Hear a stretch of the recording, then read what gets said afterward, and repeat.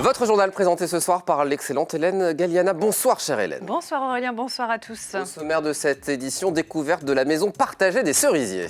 Une colocation pas comme les autres qui se trouve à Savigny-l'Évêque, un lieu intergénérationnel, vous allez le voir. Changement de commandement pour le 2e RIMA, le régiment d'infanterie de marine basé à Champagné. Et puis qui veut jouer au Pierre Mille FC? Le club n'existe pas encore, mais Quentin, 15 ans, fait tout pour que son équipe voit le jour. L'invité de notre journal ce soir, Maître Claire Tessier, notaire. Le boom des ventes immobilières se confirme-t-il dans notre département? On lui posera la question. Mais pour commencer, direction Savigny-l'Évêque à la découverte d'une colocation, vous allez le voir, pas comme les autres. La maison partagée des Cerisiers nous a ouvert ses portes. C'est un lieu intergénérationnel qui regroupe des personnes âgées, autonomes, mais aussi une micro-crèche. La visite avec Léa Turquier. Le déjeuner est en pleine préparation. Ici, chacun a son propre appartement, mais la cuisine est commune aux 4 premiers habitants de cette maison partagée. L'occasion de passer du temps tous ensemble. Moi, j'avais toujours dit à mes enfants que je ne voulais pas aller en EHPAD. Bon, j'ai eu la chance de rencontrer des infirmiers qui m'ont parlé de ça, parce que sinon, je ne sais pas si j'aurais connu, j'en sais rien. Mais je ne regrette pas mon choix.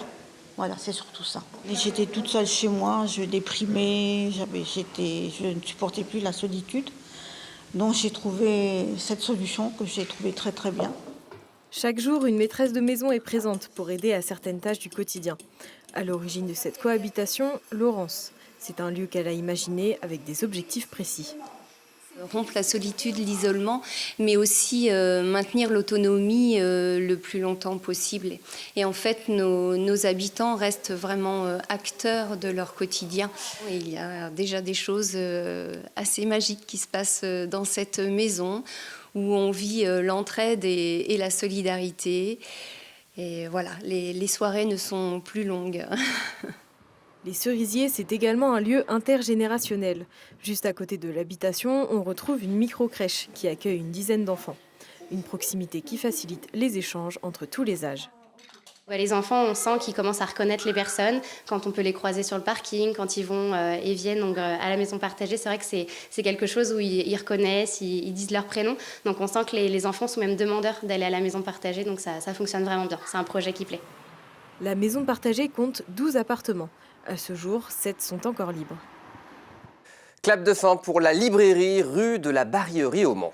Récréalive baisse le rideau. Après 15 années à sa tête, Gwendal Oulès a annoncé ce mardi qu'aucun repreneur ne s'était manifesté depuis son placement en redressement judiciaire. C'était en mai dernier. Spécialisée dans la librairie jeunesse et petite enfance, elle fermera donc définitivement ses portes ce vendredi 8 juillet.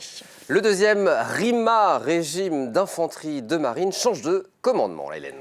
La passation a eu lieu ce mercredi matin, à un moment toujours très solennel et émouvant pour les 1500 soldats d'active et de réserve du régiment qui est basé à Champagné.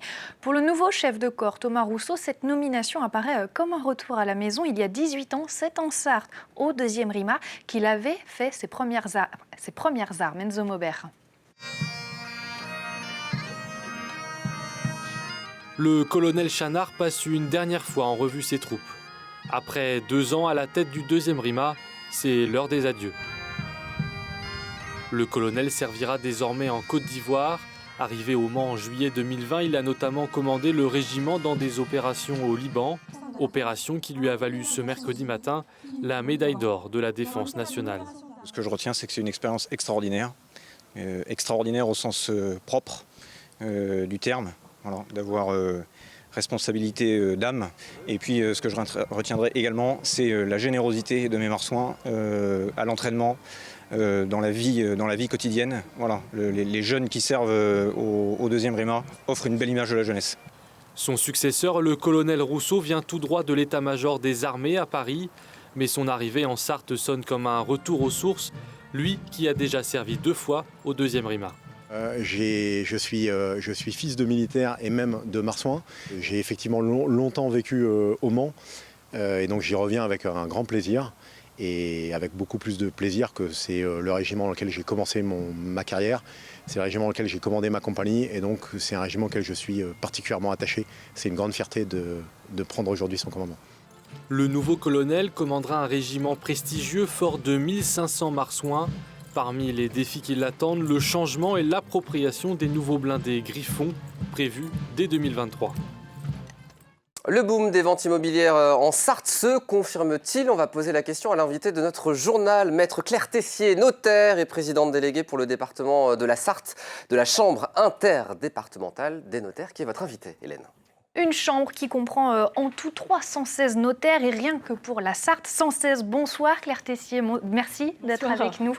C'est quoi le rôle justement de cette chambre interdépartementale? Alors comme vous l'avez dit, en fait, la chambre interdépartementale, donc elle réunit 3 départements, la Sarthe, la Mayenne et le Maine-et-Loire. Donc tous les notaires qui sont installés dans ces 3 départements ont une instance représentative qu'est la chambre des notaires. Alors la chambre des notaires a aussi une vocation à pouvoir être un lien avec le public. Il y a un standard physique et téléphonique. Il ne faut pas hésiter à les appeler si vous avez toute question par rapport à un dossier ou un renseignement qui a trait au notariat. Et également, il faut savoir qu'il y a des consultations gratuites par téléphone, 20 minutes. Voilà, si jamais vous avez une problématique, vous pouvez aussi appeler la chambre. On sera là aussi pour répondre à vos questions. Parmi vos fonctions en tant que notaire, l'immobilier, dès la fin de la première vague de Covid, le marché local s'est un petit peu enflammé. Beaucoup de monde a eu envie de venir s'installer chez nous, tant mieux dans un sens, mais est-ce que vous l'avez senti justement, cette envie de venir? C'est clair, oui, parce que c'est vrai que depuis la fin du premier Covid, on a connu un nombre de dossiers de vente immobilière énorme. Vous voyez, cette année, on est à 50 000 actes en Sarthe. L'année dernière, on était à 42 000 actes. Vous imaginez, donc c'est une progression énorme et qui est dû notamment au marché immobilier qui est très très actif. Depuis 2020, en fait, on a une augmentation des prix de 26% pour les maisons, 20% pour les appartements ou l'inverse, enfin, peu importe. Mais vous voyez, c'est des augmentations qu'on n'avait jamais vues là ces dernières années. Donc en volume et en prix, on a vu une augmentation très très forte. Ce boom, il a commencé lors de la première vague du Covid. Ça fait maintenant 2 ans. Est-ce que cela continue? Alors en fait, on a signé encore beaucoup de promesses de vente là encore ces dernières semaines. Après, on est toujours à l'affût en fait des dernières informations. Alors c'est au niveau de nos négociateurs immobiliers qui font les visites, parce qu'on entend, vous savez, une hausse des prêts, enfin des taux d'intérêt au niveau des prêts, le reste à vivre pour les gens ça est moins important. Donc c'est vrai qu'on est attentif, on se dit à un moment le marché de l'immobilier va forcément ralentir. Voilà. Alors il semble qu'il y a un peu moins de visites là ces dernières semaines, mais en tout cas dans nos agendas, je peux vous dire, 2 notaires qui reçoivent les actes, pour l'instant on le voit pas. Les actes sont toujours complets. On a beaucoup d'actes encore en ce moment, mais ça peut s'arrêter très rapidement. C'est quoi le profil type des acheteurs et le profil type du logement qu'ils achètent? Alors, nous, on a quand même toujours un nombre de personnes très important qui achètent pour leur résidence principale. Il ne faut jamais l'oublier. Et des gens, en fait, qui s'installent dans la région. Alors, on a eu quelques gens aussi qui sont venus de la région parisienne. C'est évident. On essaiera d'avoir des chiffres plus précis pour la rentrée quand on présentera les derniers mois au niveau de l'évolution du marché immobilier. Mais on a aussi un marché locatif aussi très actif. Vous l'avez vu, vous l'avez entendu. Il y a sur Le Mans, notamment au niveau des appartements, etc. Notamment pour les étudiants, ça devient une vraie problématique. Il y a une vraie attractivité de Le Mans. Il y a eu beaucoup d'articles. C'est au niveau du rapport qualité-prix et puis des qualités du Mans, au niveau de la situation géographique, des prix qui sont encore assez bas par rapport à d'autres grandes villes. Donc c'est un marché qui est intéressant.